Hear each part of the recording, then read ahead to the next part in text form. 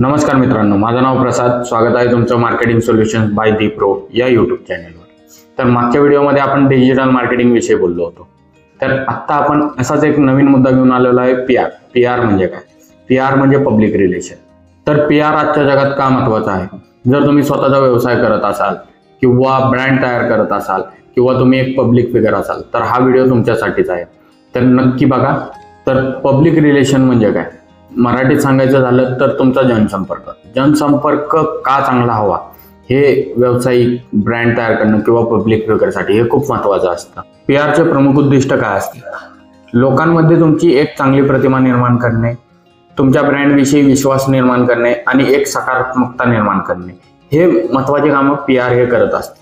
तर काही लोकांना वाटतं पीआर म्हणजे फक्त प्रेस रिलीज करणे, तर ते नसून पीआर आणखी महत्त्वाचे कामं करतात. जसं की तुमच्या ब्रँडची प्रतिमा सोशल मीडियावर सुधारणं असेल किंवा चुकीच्या अफवांवर नियंत्रण ठेवणं असेल, क्रायसिस मॅनेजमेंट आपण ज्याला म्हणतो ते, त्यानंतर मीडियाशी संबंध ठेवणं असेल किंवा पत्रकार परिषदाचं आयोजन करणं असेल.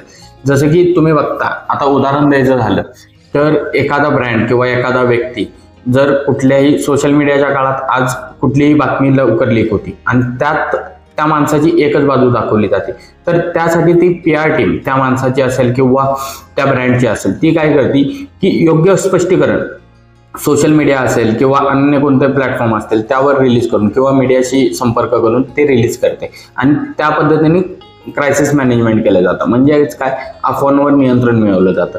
तर पीआर हे का गरजेचं आहे ते आता आपण पुढे बघणार आहोत. पीआर का महत्त्वाचं झालं आहे, बरोबर? तर पीआर ही गोष्ट आत्ताच्या डिजिटल युगामध्ये लोकांचं लक्ष खूप कमी वेळ एखाद्या गोष्टीवर टिकून राहतं. जर तुम्ही तुमचा ब्रँड असेल किंवा तुम्ही स्वतः लोकांशी योग्य संवाद साधला नाही तर तुमचा ब्रँड किंवा तुमची ओळख ही लोकांपर्यंत कधीच पोहोचू शकणार नाही. त्यामुळे पीआर हे महत्त्वाचं असतं. पीआर तुमच्याविषयी किंवा तुमच्या ब्रँडविषयी एक विश्वास निर्माण करतं, एक दृष्टिकोन देतं लोकांना. म्हणजे तुमच्याकडे बघायचा दृष्टिकोन लोकांचा असेल, तुमच्या ग्राहकांचा असेल किंवा पीआर लोकांच्या मनात तुमच्या ब्रँडविषयी असेल किंवा तुमच्याविषयी असेल एक वेगळी जागा निर्माण करतं. त्या लोकांना तुमच्याविषयी एक वेगळा दृष्टिकोन निर्माण करून देतं. तर पीआर स्ट्रॅटेजी ही तुमच्यासाठी किंवा तुमच्या ब्रँडसाठी ही तितकीच महत्त्वाची आहे आणि ती तितकीच आत्ताच्या डिजिटल युगात गरजेची आहे.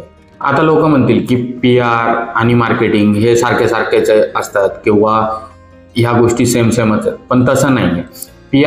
पीआर मेन काय करतं, एक लोकांच्या मनात तुमची चांगली प्रतिमा निर्माण करतं आणि त्यातच आपण मार्केटिंगमध्ये काय करतो की मार्केटिंगमध्ये आपण प्रोडक्टचं सेल म्हणजे एखाद्या गोष्टीला विकण्यासाठी ती का विकत घ्यावी किंवा कशासाठी विकत घ्यावी हे आपण मार्केटिंगमध्ये सांगतो. आणि पीआर काय सांगतं की पीआर मधून आपण कुणाकडून एखादी गोष्ट आपल्याला पाहिजे ती कुणाकडून विकत घ्यावी हे पीआर सांगतं. आता आपण मार्केटिंग आणि पीआरचा फरक बघितला तरी मी तुम्हाला एक साध्या सोप्या सरळ शब्दात एक 2 लाईन सांगतो, त्यावरनं तुम्ही लक्षात घ्या. मार्केटिंग हे आपल्याला काय घ्यावे हे सांगतं, तर पीआर आपल्याला कोणाकडून घ्यावे हे सांगतं. तर आता पीआर म्हणजे त्याची गरज काय तर तुम्हाला असेल तर लाईक शेअर सबस्क्राईब करणं ठीक आहे. आणि पीआर विषय माहिती जाणून घ्यायची कमेंट करून आम्हाला नक्की सांगा किंवा आम्ही नक्की तुम्हाला पुढच्या व्हिडिओमध्ये जय जय.